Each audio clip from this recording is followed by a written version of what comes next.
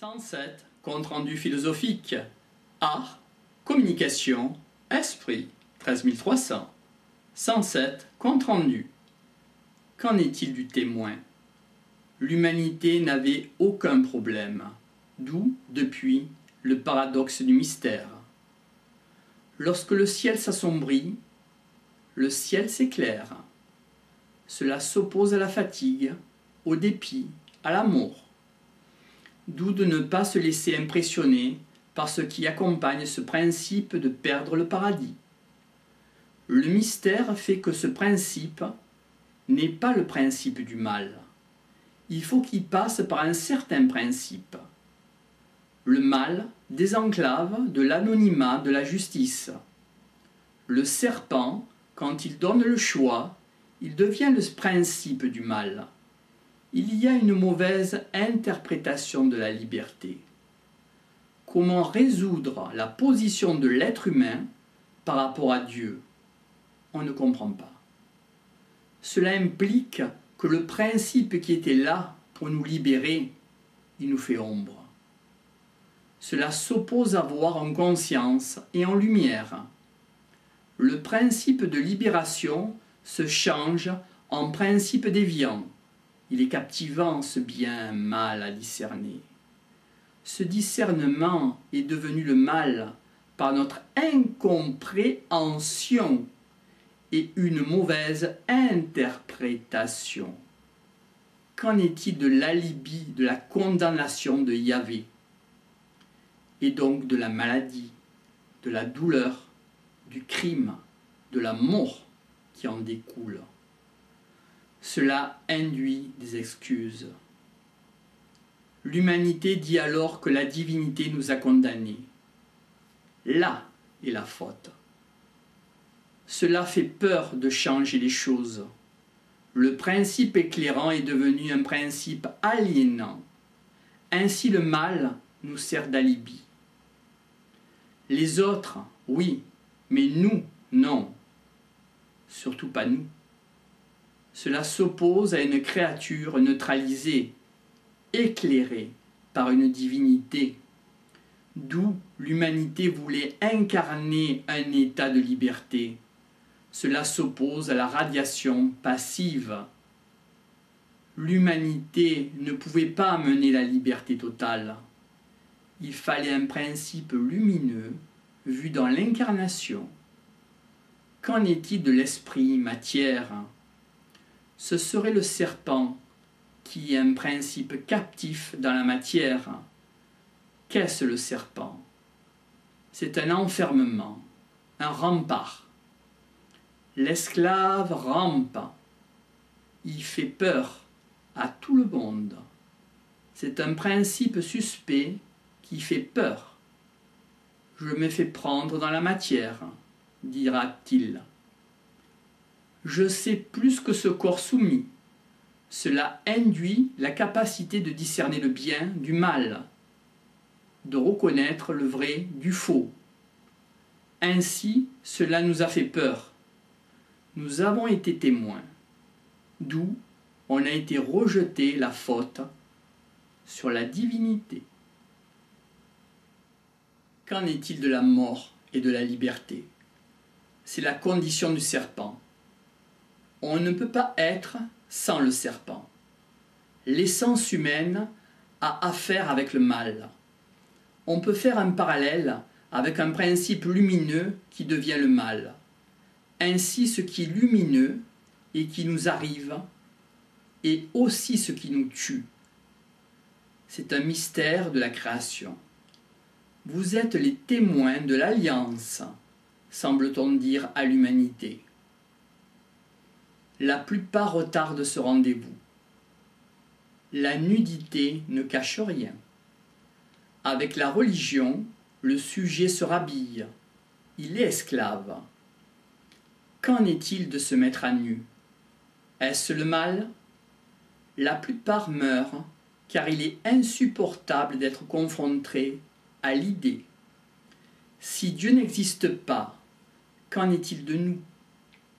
Là, c'est pas clair, entre la divinité et l'humanité. cela induirait que c'est peut-être une seule chose. Dieu aime, est le même que Dieu qui tue. On peut faire un parallèle avec certains dictateurs qui asservissent le peuple tout en lui proposant des compensations et qui sont des tueurs. Nous nous sommes trouvés en un lieu de croisement. On l'a vu, donc on le sait.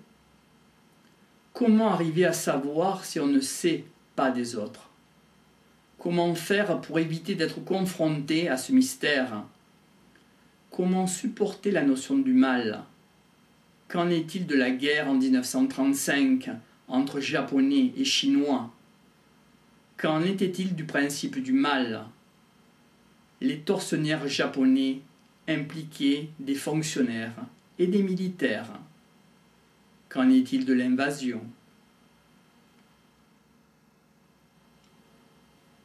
En 1935, les Japonais ont vu chez les Chinois le mal. Les Japonais ne supportaient pas, d'où un basculement.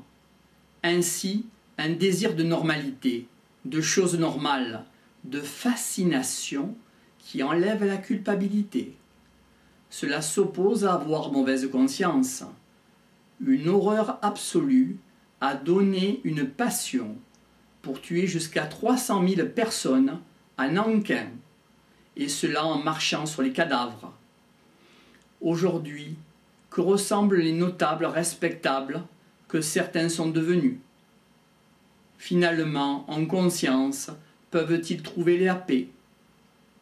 Les tueurs, les dictateurs n'ont pas de remords, pas de gêne. D'où ils vont vers les dieux, et d'autres n'en vont pas, car le châtiment n'existe pas pour eux. Ils sont étonnés de se trouver bien. Lors de la bombe à Nagasaki, Hiroshima, il n'y a pas de mauvais rêves pour les tortionnaires. Qu'arriverait-il si un tortionnaire émettait une repentance? Jamais un tueur historique ne se repentirait. Jamais. Cela s'oppose au karma. Aide-moi à me tuer. Ce qu'il y a là, il faut le tuer. En un jour, en une seconde, le Chinois était le mal à faire disparaître.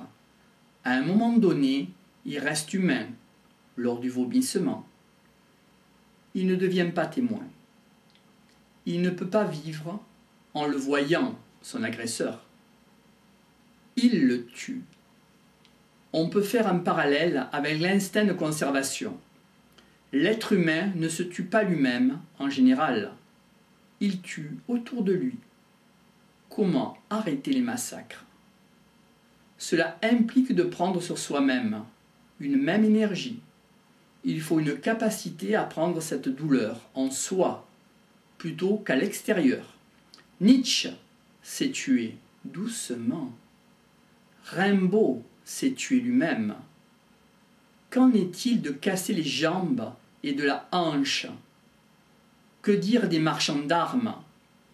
Rimbaud, à 18 ans, dit « J'ai choisi la mort ». Le dictateur est le plus crapule, car il ne reconnaît pas d'être meurtrier. Les actes doivent être en conformité avec ses pensées. Les assassins ne le disent pas avant qu'ils vont tuer. La lumière s'est changée en sang à un certain moment. Le principe du mal est arrêté comme finalité dernière pour le meurtrier. Au-delà de la mort, y a-t-il quelque chose? D'où cela amène la révélation nécessaire. On peut faire le parallèle avec le tiers-monde, d'une façon cynique de dire « on les laisse mourir, ces 40 000 morts par jour ». Notons que pour sauver le pétrole au Koweït, là nous allons faire la guerre. Cela nous rapporte. Que dire de la Yougoslavie? Il n'y a pas de pétrole. Quelle est la solution ultime? Est-ce que le meurtre peut résoudre le problème politisé? On peut faire un rapprochement avec un dictateur qui condamne les gens. Alors les êtres humains sont missionnés pour tuer ce qu'ils voient en eux-mêmes. Le petit homme de William Reich ne se confronte pas à cette idée. Cela retarde la confrontation. 40 millions de morts avant de se tuer lui-même, Hitler.